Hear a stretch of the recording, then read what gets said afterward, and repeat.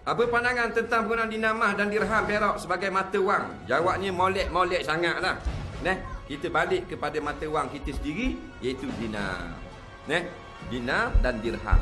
Inilah mata wang zaman Rasulullah. Takkan tak molek.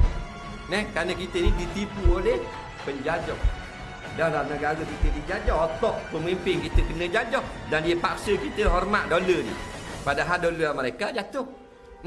Pasal jatuh tu dia nak serang Algeria, nak serang Yaman apa semua, dia buat macam-macam pergolakan supaya jadi bila ambil minyak naik balik dolar.